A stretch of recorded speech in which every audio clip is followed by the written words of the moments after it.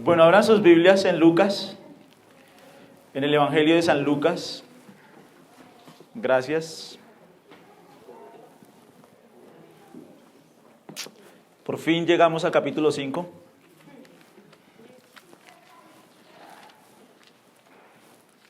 Lucas capítulo 5. Miren lo que dice desde el versículo 1. Vamos a ver del 1 al 11. Dice así: Aconteció que estando Jesús junto al lago de Genesaret, el gentío se agolpaba sobre él para oír la palabra de Dios. Y vio dos barcas que estaban cerca de la orilla del lago, y los pescadores, habiendo descendido de ellas, lavaban sus redes. Y entrando en una de aquellas barcas, la cual era de Simón, le rogó que la apartase de tierra un poco, y sentándose enseñaba desde la barca a la multitud. Cuando terminó de hablar, dijo a Simón: boga mar adentro y echad vuestras redes para pescar. Respondiendo Simón le dijo: Maestro, toda la noche hemos estado trabajando y nada hemos pescado, mas en tu palabra echaré la red. Y habiéndolo hecho, encerraron gran cantidad de peces, y su red se rompía. Entonces hicieron señas a los compañeros que estaban en la otra barca para que viniesen a ayudarles, y vinieron y llenaron ambas barcas de tal manera que se hundían. Viendo esto, Simón Pedro cayó de rodillas ante Jesús diciendo: Apártate de mí, Señor, porque soy hombre pecador. Porque por la pesca que habían hecho, el temor se había apoderado de él y de todos los que estaban con él, y asimismo de Jacobo y Juan, hijos de Zebedeo, que eran compañeros de Simón. Pero Jesús dijo a Simón: No temas, desde ahora serás pescador de hombres. Y cuando trajeron a tierra las barcas dejándolo todo. Bien, ¿alguien sabe cómo se llama el tema de hoy? Con razón se lo sabía. Yo creo que todos, pues los que llevamos algún tiempo en el cristianismo, todos hemos escuchado este pasaje, creo, alguna vez, ¿sí? Es un pasaje que gusta mucho para las personas del Evangelio de la Prosperidad. Jesús llegó preciso esta semana.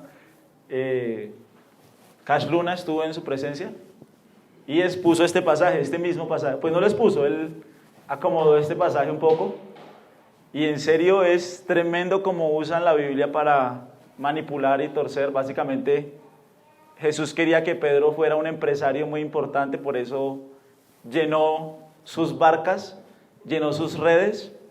Y hoy quiero que miren un poco el punto de Lucas. ¿Qué quiere Lucas decirnos a través de este pasaje? Yo pienso personalmente que el punto principal de este pasaje está en el versículo 11, y es que cuando trajeron a tierra las barcas, dejándolo todo, le siguieron. Y la idea es que nosotros podamos ver qué motivó a estas personas, porque aquí también están Juan, están Jacobo, está Andrés, los discípulos, el círculo más íntimo y más cercano de Jesús está este día, está en esta pesca. ¿Y qué motivó a esos hombres a dejar todo, absolutamente todo, aun los peces que habían pescado? ¿Y qué movió sus corazones para que ellos dijeran: quiero seguir a Jesús, quiero dejarlo todo? Solo en Jesús encuentro lo que nunca jamás pude encontrar, ¿sí? Entonces, básicamente vamos a ver un poco qué vieron ellos en Jesús y qué los motivó a ellos para dejar absolutamente todo: su trabajo, su hogar, sus casas, su comodidad. ¿Qué movió el corazón de estos hombres para que ellos quisieran seguir a Jesús? ¿Sí es claro? Y vamos a ver todo lo que sucede en estos pasajes. Miremos lo que dice el versículo 1. Aconteció que estando Jesús junto al lago de Genesaret, el gentío se agolpaba sobre él. ¿Para qué? Muy bien. Como dirían muchos teólogos, si solo tuviéramos en nuestras vidas esta porción de la Biblia, Lucas 5, del versículo 1 al versículo 11, nosotros con solo esta porción de la Biblia podríamos ver claramente que Jesús es Dios, ¿sí? No necesitamos otro pasaje de la Biblia, no necesitamos ir a otros versículos de la Biblia. Solo en estos pasajes nosotros podemos ver claramente la deidad, la divinidad de Jesús, Emmanuel, Dios con nosotros. Dios se hizo hombre, y ese es un punto muy importante de lo que sucedió en el corazón de los discípulos ese día, ¿sí es claro? Ante la presencia de quien ellos se encontraron, ¿sí? Si solo tuviéramos estos 11 versículos, podríamos sacar muchas cosas de la deidad y de la divinidad de Jesús, y es lo que vamos a tratar de hacer en estos 2 o 3 domingos, dependiendo de cómo nos vaya en el tiempo, ¿vale? Entonces la primera palabra que utiliza Lucas es aconteció. Si ustedes se acuerdan, en el capítulo 4 vimos un día nomás de Jesús. Lucas nos narra un día completo de Jesús. Dice que Jesús fue a una sinagoga, estaba predicando el evangelio, abrió el rollo Isaías 61, versículo 1 y 2. Él les estaba exponiendo las buenas nuevas a los pobres, a los cautivos, a los ciegos, y en ese momento explota un demonio. El Señor saca al demonio, lo reprende. Una vez se termina la reunión, Pedro le dice: maestro, quiero que vengas a mi casa, quiero invitarte a comer. Lo invitan a cenar porque es la comida más importante para el judío, y de paso le pide que sane a su suegra. Vemos que Jesús sana la suegra de Pedro, la fama de Jesús se empieza a extender, y en la tarde ya está echando muchos demonios y está sanando a todos los enfermos. Al otro día, dice Marcos 1:35, se levantó muy de mañana a orar como era su costumbre, y dice que se fue a las otras regiones de la Galilea a predicar el evangelio. No sabemos cuánto tiempo transcurre entre el capítulo 4 y el capítulo 5. Hay un bache de tiempo ahí.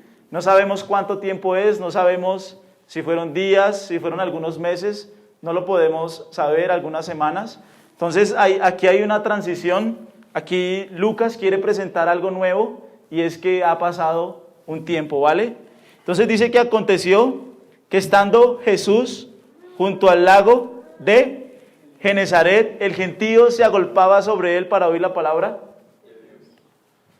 Básicamente lo que empezó a suceder en el ministerio de Jesús es que las multitudes empezaron a crecer. Si ustedes leen todo el evangelio de Lucas, ustedes pueden ir viendo, y es que las multitudes cada vez son más grandes. De hecho, donde Jesús se encuentra en este momento, dicen que es la región de Tiberíades. Más o menos hay 9 aldeas cercanas a esa región, y que esas 9 aldeas más o menos suman alrededor de 15,000 hombres. Ustedes saben que en esa época se contaban los hombres. Las multitudes que empiezan a seguir a Jesús son bastante grandes. De hecho, si ustedes miran un momentico Lucas, en el capítulo 12, en el versículo 1,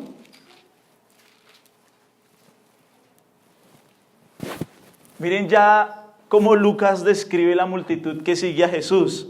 Miren lo que dice. En esto, juntándose ¿cómo? Por millares la multitud, tanto que unos a otros, ¿qué hacían? Cuando nosotros miramos la palabra en griego, dice que ya se estaban pisando. O sea, imagínate la cantidad de gente que se pisaban los unos a los otros, que estaban ansiosos de ver a Jesús, de ver los milagros de Jesús, de ver las sanidades de Jesús. Hay una multitud muy grande que quiere y desea conocer a Jesús, ¿sí es claro? Y es que si nosotros miramos, yo creo que todos nosotros pagaríamos un boleto muy costoso para ver a Jesús, ¿sí? Esta semana vino Nadal y las boletas estaban 1,5 millones, 2,800,000. Yo no sé cuánto pagaría por ver a Jesús, pero las multitudes están acudiendo a Él. Piensa esto, una persona que sana, que verdaderamente sana al toque, una persona que sana, una persona que expulsa demonios, y ahora una persona que predica como nunca nadie jamás ha predicado. La elocuencia de Jesús, la estructura en las palabras de Jesús, la profundidad en el mensaje de Jesús. un orador único. En esa época que no habían redes sociales, una persona que tuviera una oratoria impresionante era una persona que era digna de seguir. Entonces piensa, un hombre con esa oratoria, con ese poder, con esa capacidad para sanar, las multitudes están acudiendo a él. Creo que por eso el propósito de Jesús en su ministerio fue empezar sanando a las personas y predicando el evangelio. Pero sobre todo esas sanidades, si nosotros miramos Lucas después del capítulo 11 en adelante, ya las sanidades ya no son tan importantes. Aquí nosotros ya empezamos a ver es las parábolas de Jesús, las demandas de Jesús, lo que Jesús, y esas multitudes empezaron como a desgranarse, ¿sí es claro? Pero aquí Lucas nos está diciendo que ante Jesús está yendo millares de personas, multitudes de personas, por su palabra, por su poder, por su elocuencia. Miren un momentico lo que dice Mateo 7, 28.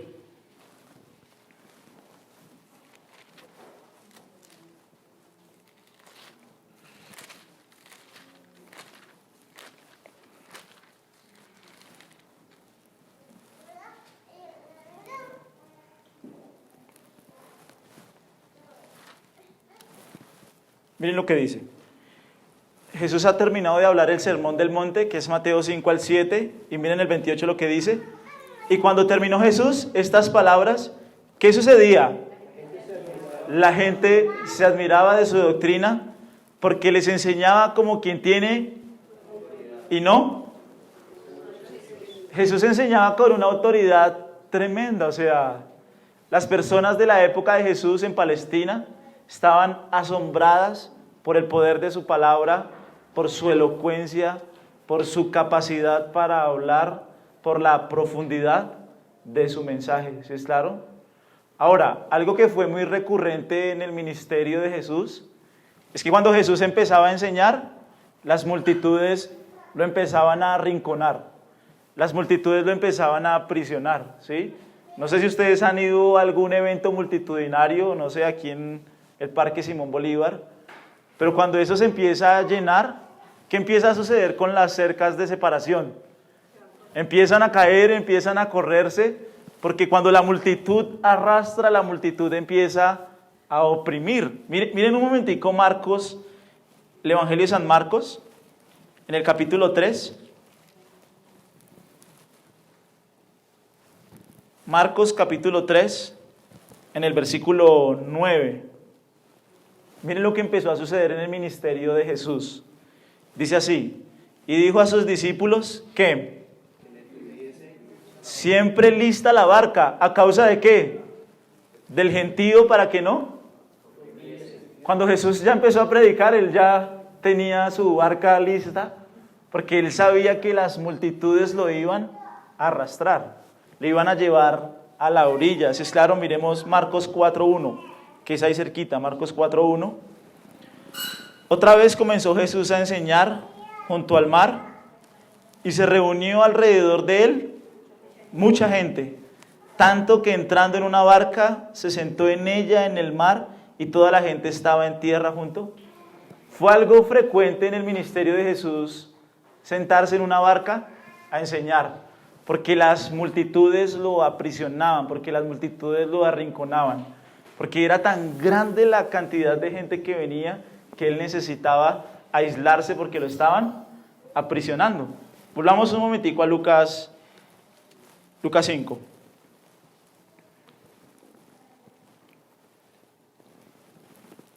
Otra vez, Lucas 5.1. Aconteció que estando Jesús junto al lago de... Bien, el lago de Genesaret, también conocido como Mar de Galilea, también conocido como Lago de Tiberíades, también conocido como Mar de Tiberíades. De hecho, Lucas utiliza el término apropiado que es la palabra lago. Cuando nosotros miramos el mapa de Israel, Israel es de grande como Cundinamarca. Hay un lunar grande que se ve allí, que está al norte del país, que es el mar de la Galilea. Si nosotros miramos, a mí me impresiona eso, los judíos son potencia mundial en su sistema de riego no tienen ningún mar a los lados, no es un mar, es un lago grande, es un lago más o menos de 20 kilómetros de largo por 10 kilómetros de ancho, no, y todo el país se abastece de eso. Cuando nosotros vamos volando hacia Israel, tú miras hacia el piso, se ve Egipto desierto, se ve Siria desierto, se ve toda la costa oeste desierto, y solo Israel se ve como reverdecido, y toda su fuente es ese mar, ¿sí? Entonces básicamente el norte de Israel es un lugar que es muy bonito, es un lugar que reverdece mucho, de hecho Genesaret se traduce como un jardín, y básicamente el norte de Israel es una región muy reverdecida. Cuando está el mar de Galilea, de ahí nace el famoso río Jordán, es el único río que tiene Israel, y todo eso desciende al famosísimo mar Muerto, que tampoco es un mar, ¿sí? Entonces son lagos muy grandes, y este lugar es el lugar donde Jesús está. Cuando nosotros visitamos ese lugar, los mismos, ¿cómo se llama eso?, historiadores, dicen que la acústica del lugar es precisa para un orador que quiere hablar a multitudes.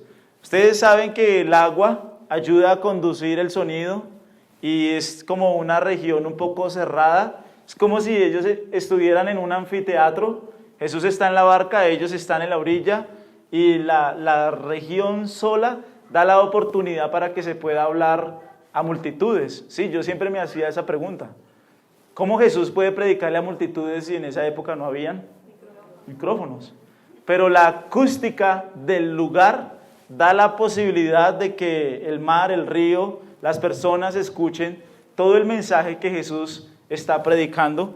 Ahora, miremos un momentico nuevamente el versículo 1.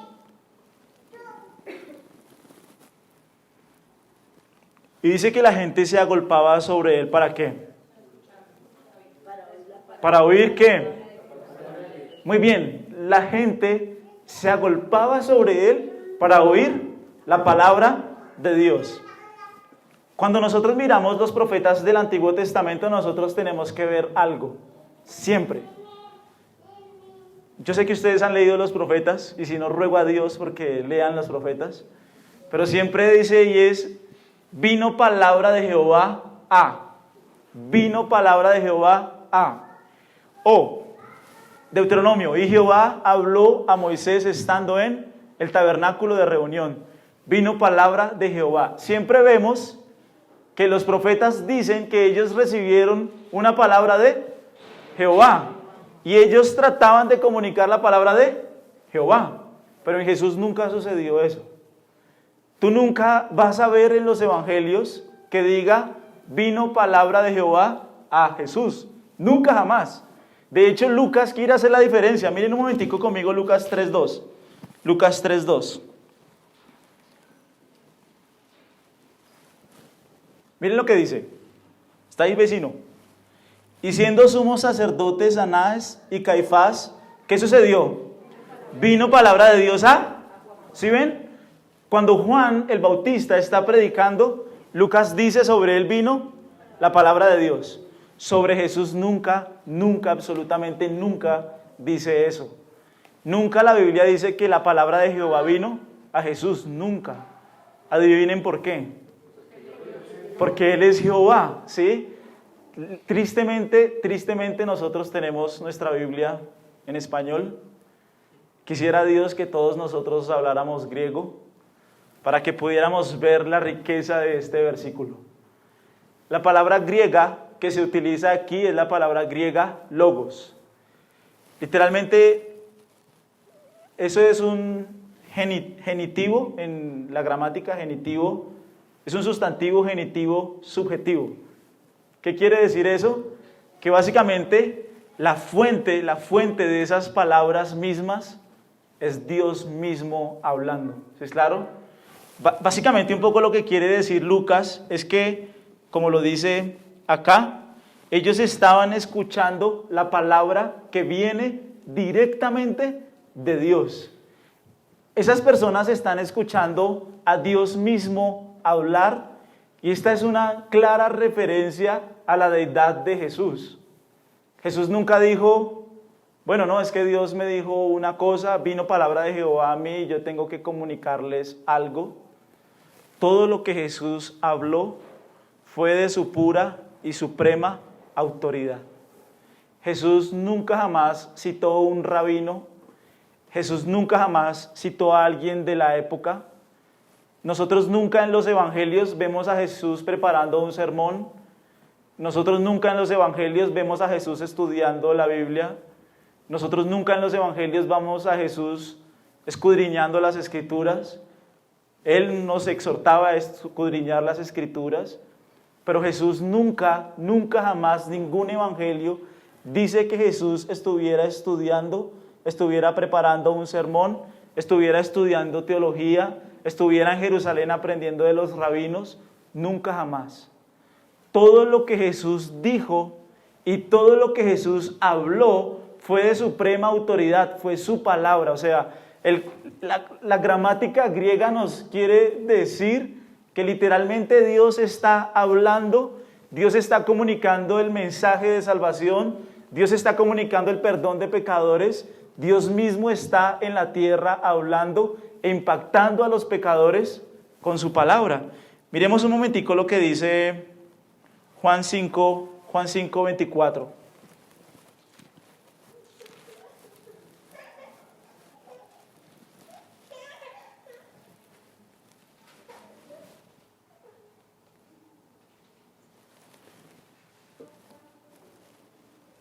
Bien, de cierto os digo, el que oye mi palabra y cree, ¿a quién?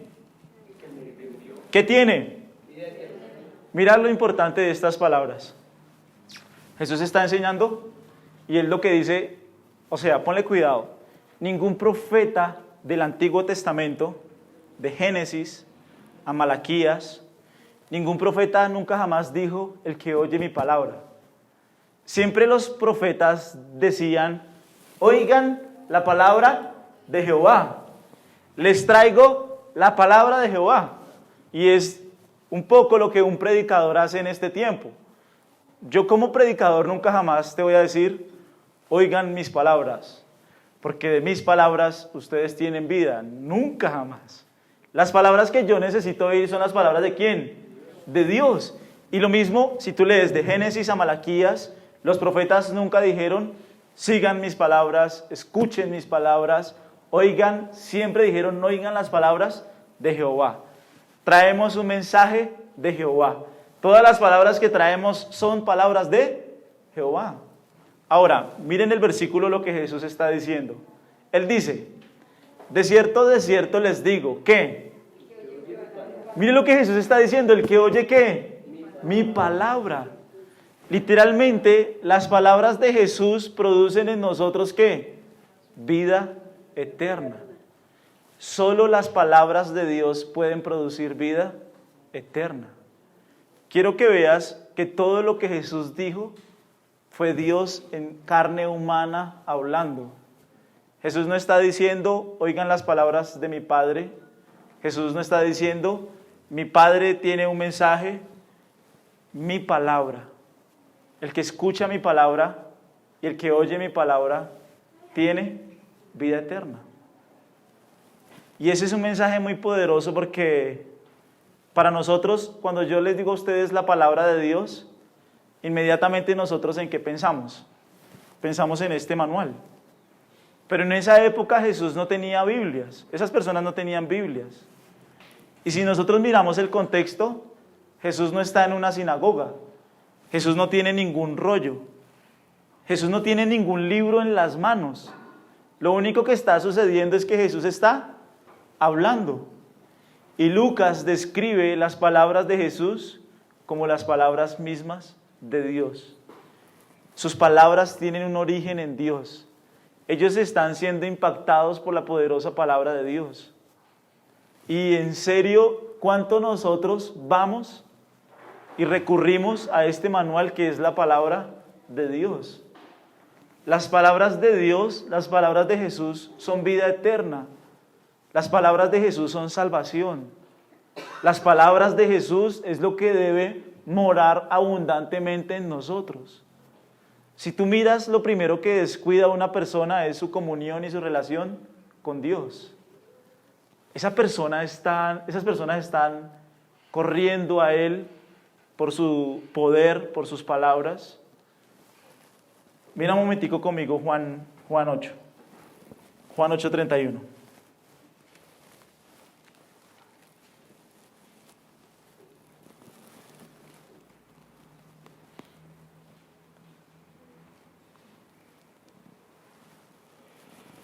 Dijo entonces Jesús a los judíos que habían creído en Él: si vosotros permaneciereis en mi palabra, seréis verdaderamente mis discípulos. ¿A quién le dijo Él ese mensaje? A todos los judíos que estaban allí. No fue un mensaje para sus apóstoles, no fue un mensaje para algunos en particular. Jesús le está hablando a todos los judíos que habían creído en Él. Y el mensaje que Jesús le está diciendo a todos los judíos que habían creído en Él es este: si vosotros permaneciereis ¿en qué? No en la palabra de Dios, sino ¿en quién? Porque Él es Dios. Si ustedes permanecen en mi palabra, ¿qué serán? Verdaderamente mis discípulos. Y la pregunta es: ¿qué cabida, qué lugar ocupa la palabra de Dios en mi vida y en mi corazón? Este mensaje no es para un grupo especial de personas, no es para unos discípulos, es para todos. Y esta es una demanda general para todos los cristianos, y es que permanezcan en sus palabras. Literalmente la palabra de Dios debe permanecer, debe morar, debe sobreabundar, debe llenar mi vida, mi mente y mi corazón, porque es la palabra misma del Dios vivo que trae vida a mi corazón. Es increíble que uno puede hablar con cristianos de años. No se saben más, de verdad no creo que se sepan más de 20 versículos. Toda su vida en el cristianismo y no abundan en la palabra de Dios. No se saben versículos de memoria. No saben el orden ni siquiera de la Biblia. No abunda la palabra de Dios. Literalmente la demanda de Jesús es muy fuerte. Nosotros como discípulos, el único libro que nosotros debemos dedicarnos a conocer como discípulos de Cristo es su palabra. Que su palabra de vida abunde en nosotros, que su palabra de vida transforme nuestros corazones, que su palabra de vida transforme nuestra mente, nuestro interior. En estos tiempos es muy fácil estar pendientes de la política y todos nos metemos de lleno en eso, ¿sí? Pero la labor de un cristiano, verdaderamente de un discípulo de Cristo, es conocer sus palabras, es abundar en sus palabras, es llenar nuestra vida, nuestra mente de sus palabras. ¿Qué caracteriza a un discípulo de Jesucristo? La palabra de Dios. ¿Qué dominio tengo yo de la Biblia? ¿Qué dominio tengo yo de la palabra de Dios? ¿Qué dominio tengo yo de las Escrituras? ¿Cuánto yo verdaderamente puedo conocer el mensaje de Dios? Es que ni siquiera muchos pastores, en serio. Si a muchos pastores se les preguntara de qué trata el libro de Ezequiel, no sabrían. El libro de Isaías, el libro de Jeremías, no sé, no tengo ni idea, ¿sí es claro? Si algo caracteriza a un hombre de Dios es que abunda la palabra verdaderamente de Dios en su vida, conoce su Biblia, conoce al Dios de la Biblia. Si ustedes son mis discípulos, ustedes van a permanecer en mi palabra. Y ese mismo día, miren lo que les dijo en Juan 8:42.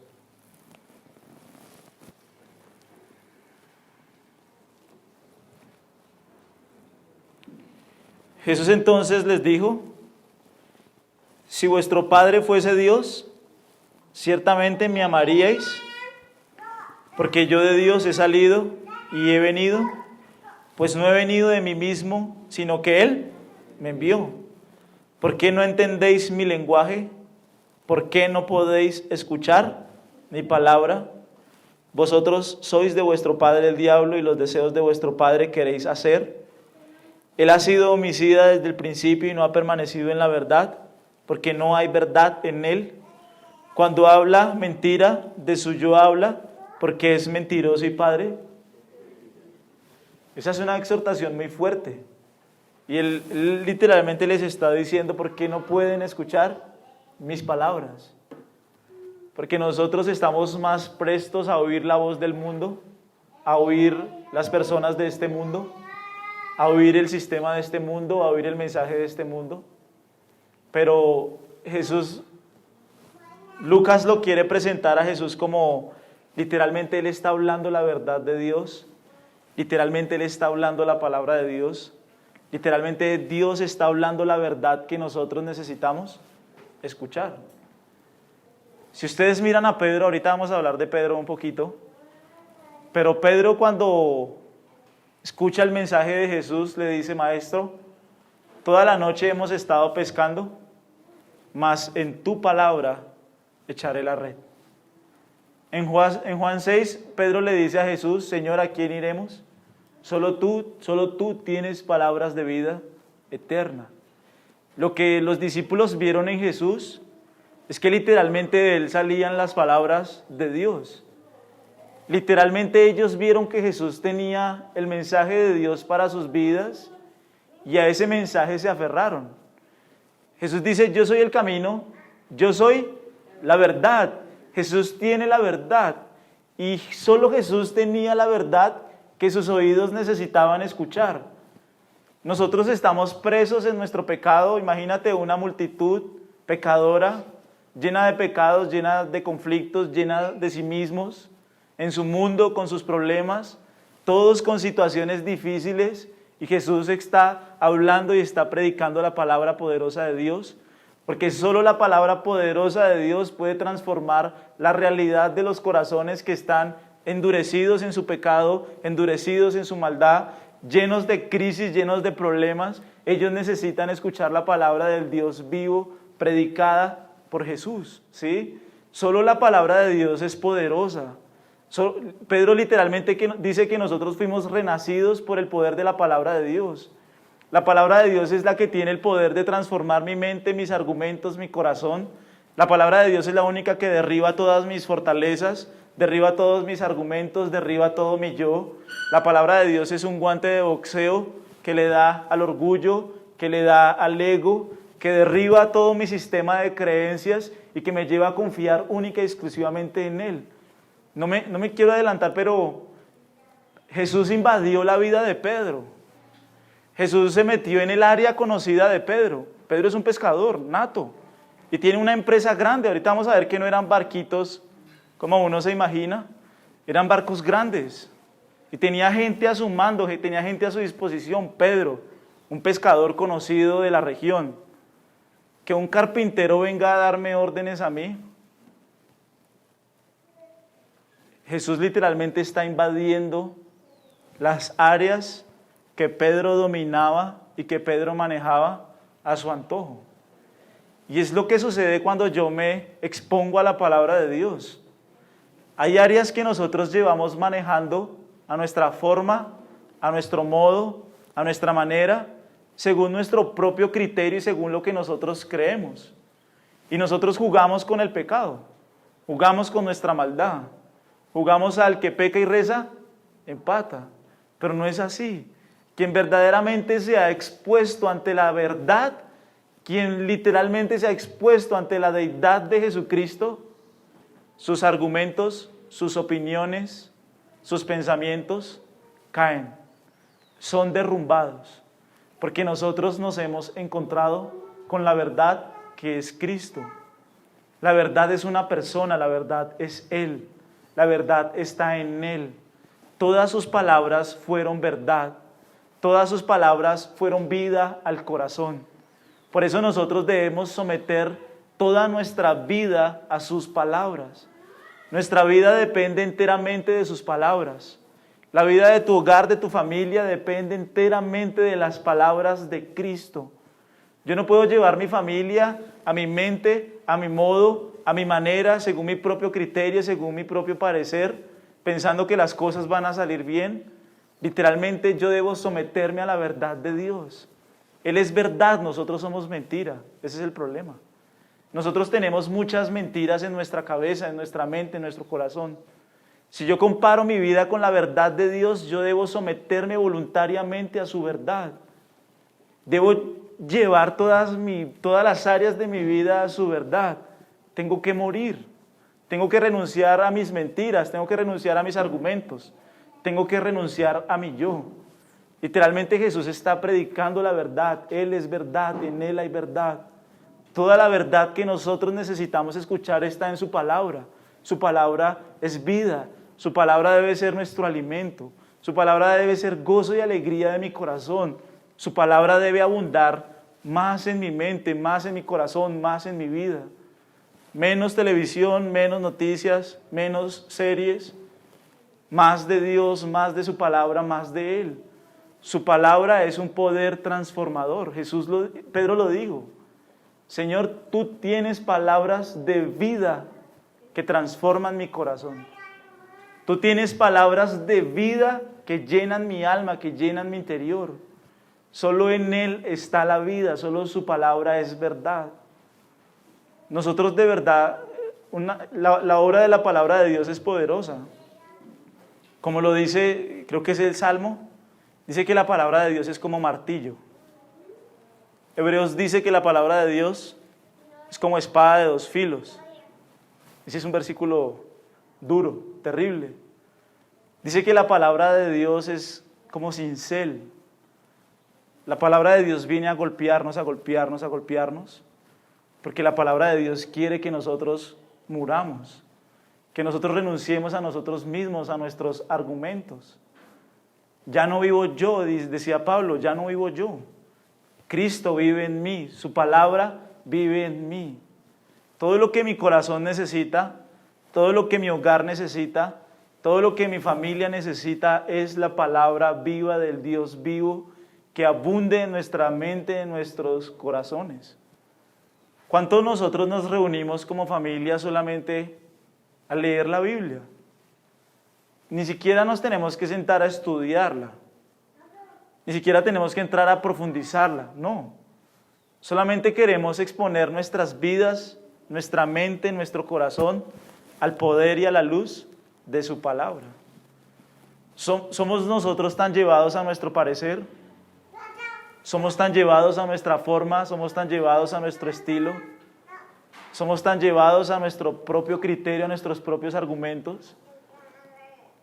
Literalmente lo que Dios está haciendo es exponiendo su palabra. La Biblia uno la consigue en una librería cristiana, en periódico, 8,000 pesos. Este debería ser el libro más caro, en serio. Pues, porque es el de más valor, ¿sí?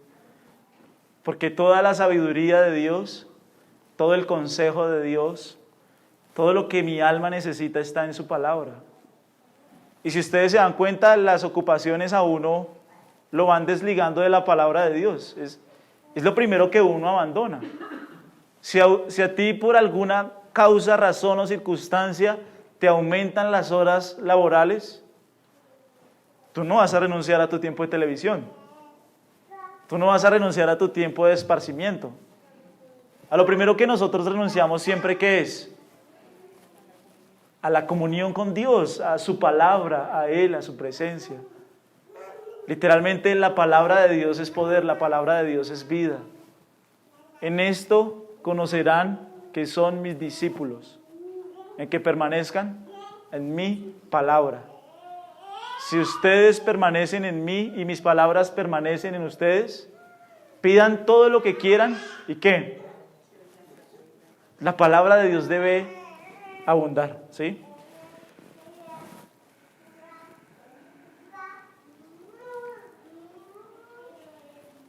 Miren un momentico Juan 12:49.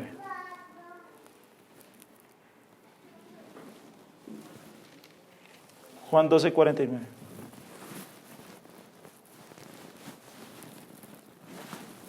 Se fue rápido el tiempo. Juan 12:49.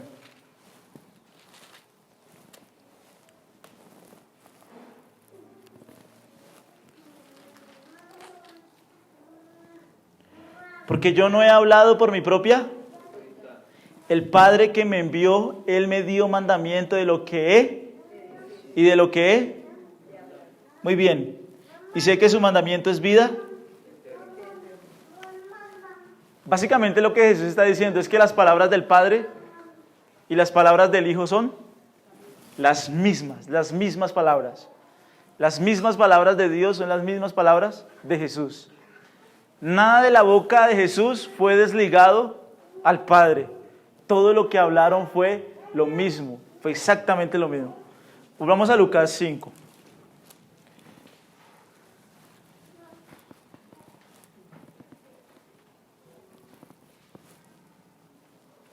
Miremos el versículo 2. Y vio dos barcas que estaban cerca de la orilla del lago, y los pescadores, habiendo descendido de ellas, lavaban. La empresa pesquera era algo muy consumidor, muy desgastante, involucraba muchísimo tiempo, ¿sí? Era un trabajo muy desgastante. Si ustedes conocen algún pescador, los pescadores prefieren pescar, obviamente, en la noche. ¿Por qué? Pues algunos dicen que es porque el frío en la noche es más fuerte en lo profundo y los pescados deben subir. Otros dicen que porque en el día calienta y ellos prefieren descender, ¿sí?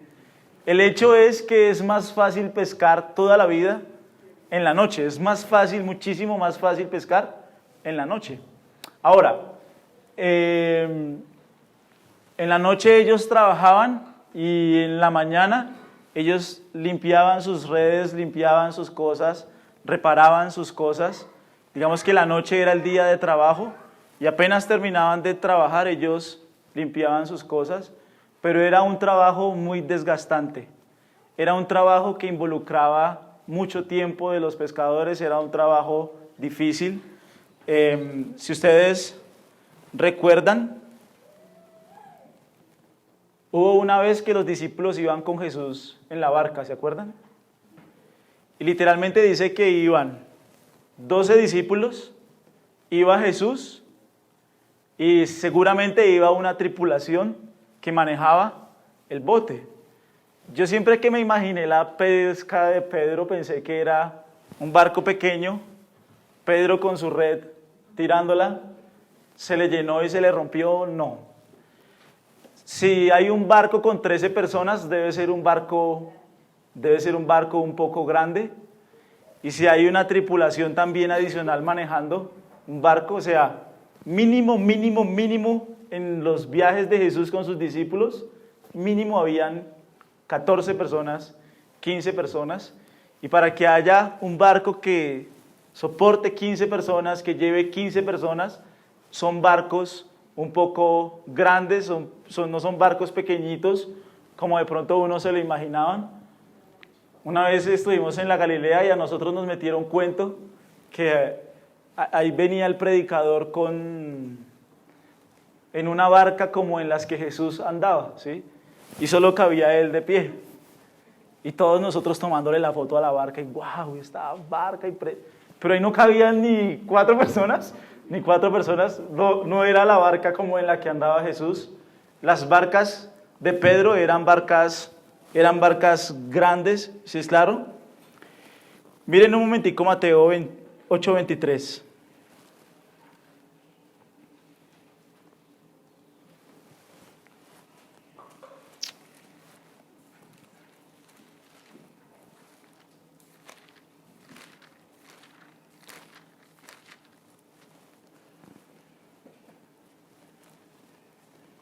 Miren lo que dice, entrando él ¿en qué? Sus discípulos. El medio preferido de Jesús era el barco. Sí, Jesús muchas veces andó en barco, se transitaba en barco, eran barcos grandes, eran barcos bastante robustos, ¿sí? Ahora vamos a hablar un poquito de Pedro. Miren Juan 1:35.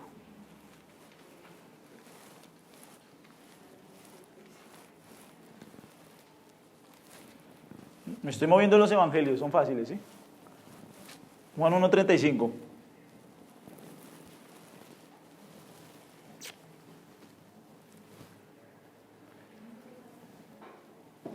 El Señor hizo como 6 llamados a la vida de Pedro, como unos 6 llamados.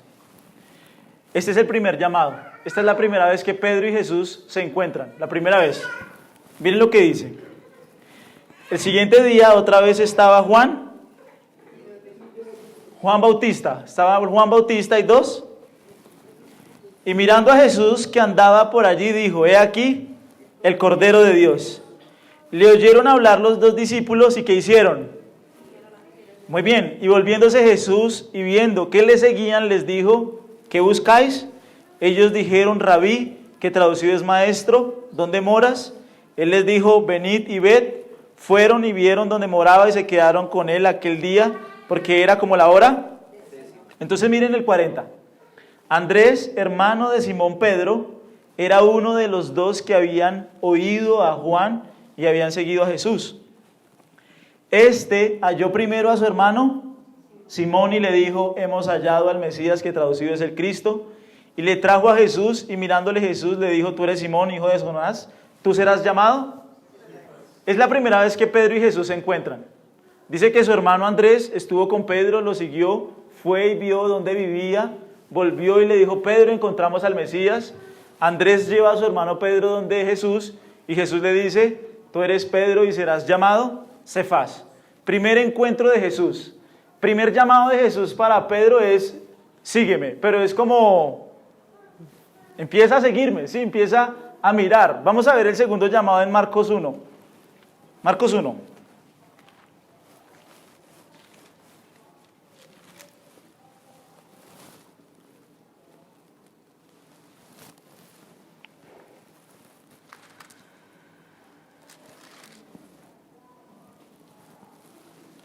Miren el 16.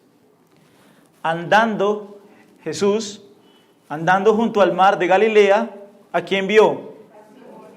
A Simón y a Andrés, su hermano, que echaban ¿qué? La red en el mar, porque eran. Y les dijo Jesús: venid en pos de mí y haré que seáis pescadores. Pareciera que fuera el mismo pasaje de Lucas 5, pero no es. Si tú miras, aquí habla de una red. En el pasaje de Lucas 5 habla de redes. Y vamos a ver algo ahorita, los tipos de redes que hay y cómo fue que Pedro pescó. Pero este es el segundo llamado. Básicamente el segundo llamado de Jesús para Pedro es: sígueme, pero era como seguirlo a tiempo parcial. Como vemos en Lucas 5, Pedro seguía trabajando, Pedro seguía pescando y también estaba en el ministerio.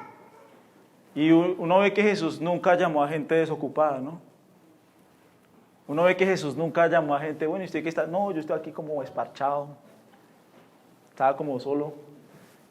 Los discípulos del Señor estaban trabajando cuando el Señor los llamó.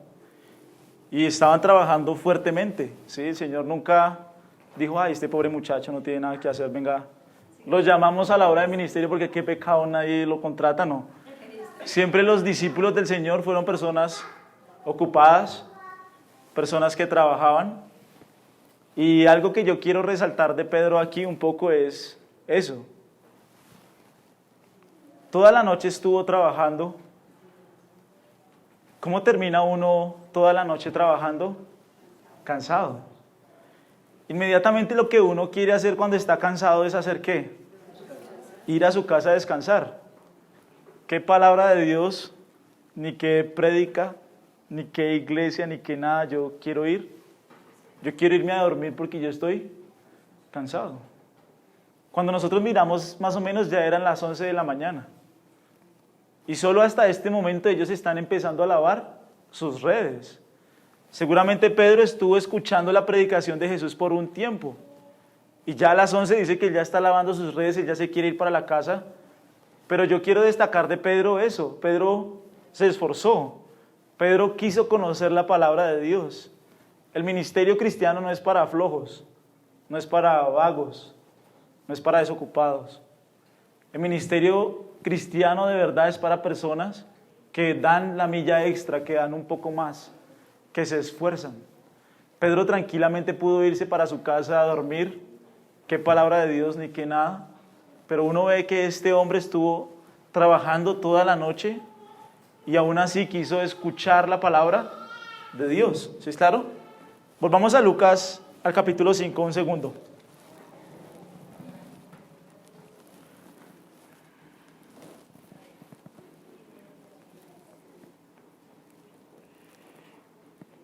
Y vio dos barcas que estaban cerca de la orilla del lago, y los pescadores, habiendo descendido de ellas, lavaban.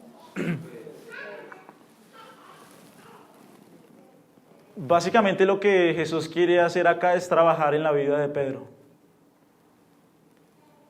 Pedro es una persona muy importante para la iglesia. Siempre fue el líder de los 12. Hay 4 listas de los apóstoles: Mateo, Marcos, Lucas y Hechos. En esas 4 están las 4 listas de los discípulos. Siempre Pedro estuvo de primeras. Todos los discípulos reconocían a Pedro como el líder innato de los 12. Y Dios quiere trabajar en la vida de Pedro en este momento, en este instante, en este lugar. ¿Sí es claro? Yo creo que si uno está atravesando una situación económica difícil y uno va a trabajar y no pesca nada, es una situación muy frustrante. Así la situación económica no esté difícil, que tú hayas trabajado toda la noche y que no hayas pescado nada, pues lo lleva a uno a sentirse frustrado, lo lleva a uno a sentirse mal. Pero nada de lo que estaba sucediendo en la vida de Pedro era por casualidad. Dios había orquestado todo para este momento. Y de pronto aquí uno puede ver a un Pedro frustrado, un Pedro triste. Yo lo creo, o sea, nadie que ha trabajado toda la noche y no ha conseguido nada sale gozoso y dice, no, qué día tan maravilloso, qué día tan espectacular. Uno le duele el corazón porque no pescamos nada.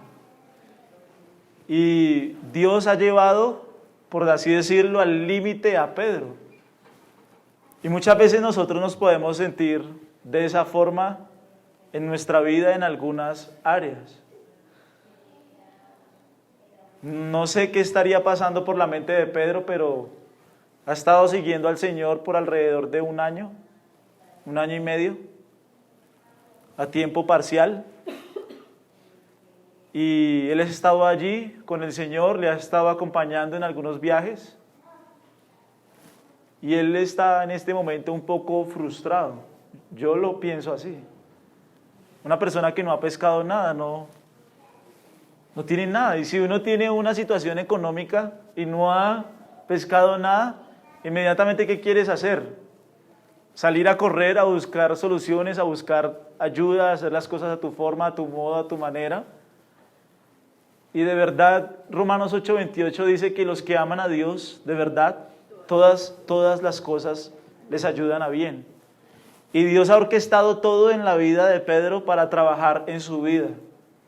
Dios quería llevar a Pedro a una mayor relación con Él, a un mayor conocimiento de Él, a una mayor experiencia con Él. Dios, Jesús, orquestó todo, organizó todo para que Pedro tuviera un mayor conocimiento de Dios mismo. Y nosotros muchas veces en las debilidades, en las dificultades, nos aferramos a nosotros mismos, nos aferramos a nuestro orgullo, nos aferramos a nuestro ego, nos aferramos a nuestra forma de hacer las cosas, a nuestro modo, a nuestra manera. Pero el Señor había venido obrando en la vida de Pedro. El Señor había venido obrando en la vida de la familia de Pedro. La red que se menciona acá, para que entiendas un poco, es una red más o menos de unos 750 metros de largo.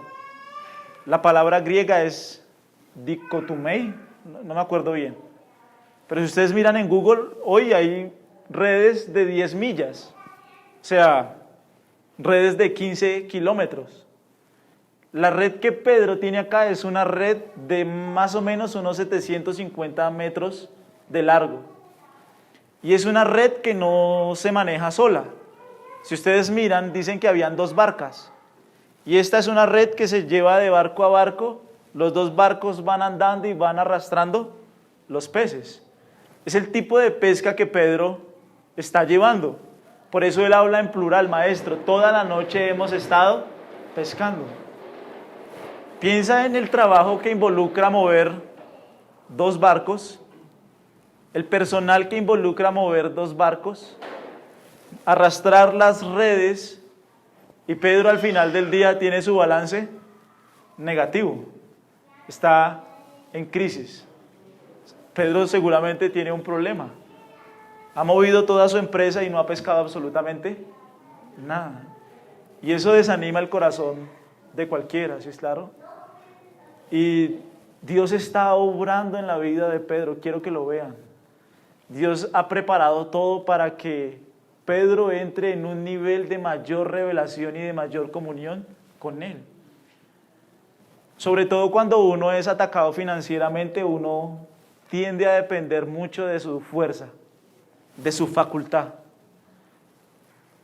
Pero muy pocos de nosotros recurrimos verdaderamente a Dios, quien es la fuente de toda gracia, quien es la fuente de todo poder, quien es la fuente de toda autoridad. Pedro, yo no veo a Pedro saliendo a correr a buscar una salida rápida, no veo a Pedro saliendo a correr desesperadamente a algo que le ayude. Yo veo a Pedro que se sienta a escuchar la palabra de Dios y que se sienta a escuchar al Maestro por excelencia y que se sienta a conocer a Jesús. Cuando nosotros estamos pasando por una situación difícil, Dios quiere llevarnos a un nivel mayor de conocimiento de Él. Jacob se dio cuenta de eso cuando ya no tenía más salida, cuando no tenía más a dónde ir. Su hermano lo odiaba, su tío lo odiaba, no podía ir a su casa, no tenía a dónde ir. Fue cuando no tuvo a dónde ir que dijo: váyanse ustedes adelante, yo me voy a quedar aquí y voy a luchar con Dios. No te dejaré si no me bendices. No te dejaré si no traes tu bendición sobre mi vida. Fue una lucha espiritual, fue una lucha que Jacob llevó con Dios cara a cara. Y es un poco lo que está sucediendo con Pedro. Dios ha permitido que Pedro no haya pescado nada. Dios hace eso, sí, Dios hace eso. Dios permite que uno no pesque nada. Pero Dios permite que uno no pesque nada, ¿para qué? Para que yo pueda aferrarme a Él, para que yo pueda conocerle. Dios me está llevando a un mayor conocimiento de Él. Dios me está llevando a una mayor revelación de Él. Aquí el punto no es que Pedro sea exitoso, quiero que lo veas. Aquí es que Pedro queda tan maravillado de lo que Jesús va a hacer que decide dejarlo todo. Quiero dejarlo todo. Y los peces que pescó los dejó, todo lo dejó, porque tuvo un mayor encuentro con Dios. Y a veces nosotros en los problemas tendemos a aislarnos, tendemos a alejarnos de Dios, tendemos a alejarnos de Él, de su presencia, de su voluntad, de sus caminos. Nuestro corazón pecaminoso se llena de orgullo y queremos solamente llevar nuestra vida, nuestra forma, nuestro modo, nuestra manera. Yo sé que Pedro aquí está pasando por una situación difícil, pero el Señor lo ha permitido soberanamente para obrar perfectamente en el corazón de Pedro. A todos los que, imagínate la multitud que había allí, había una multitud muy grande, y Dios eligió una persona nomás para obrar en el corazón de esa persona y para transformar el corazón de esa persona. Si tú eres un cristiano genuino, verdadero, sincero, que busca a Dios, su presencia, su voluntad, y las cosas no están saliendo bien, es porque Dios quiere llevarme a un mayor conocimiento de quién es Él, una mayor revelación de quién es Él. Pedro no se fue a buscar una salida rápida, Pedro se quedó escuchando la palabra de Dios. Y aquí miremos un momentico lo que dice Lucas 5.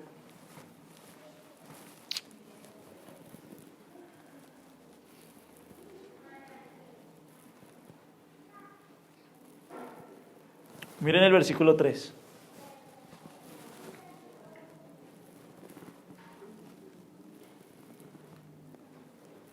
Y entrando en una de aquellas barcas, la cual era de Simón, Le rogó que la apartase de tierra un poco y sentándose enseñaba desde la barca. Dios no hace nada por casualidad.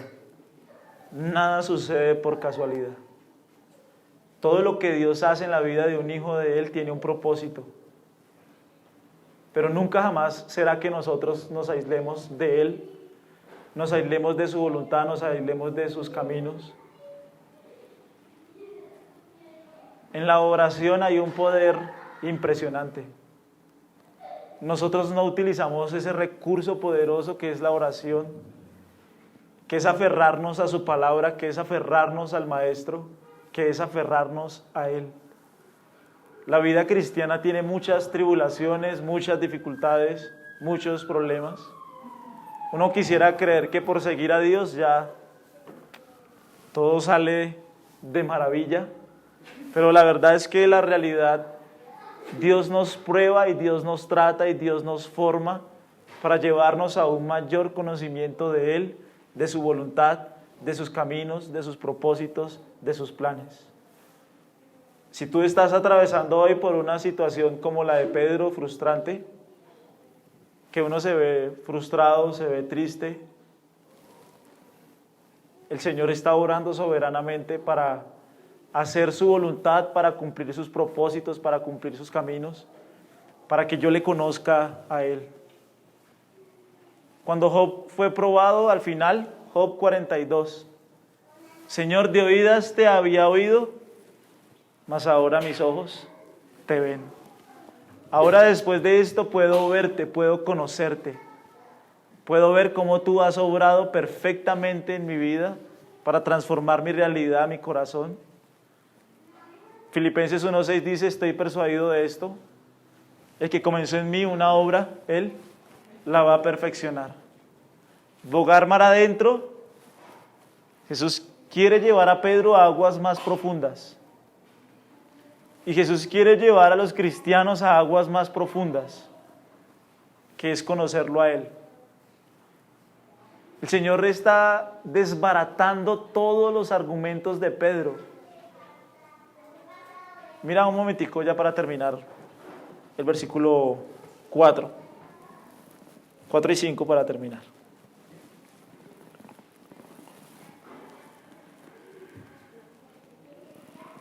Cuando terminó de hablar, dijo a Simón, boga mar adentro y echad vuestras redes para pescar.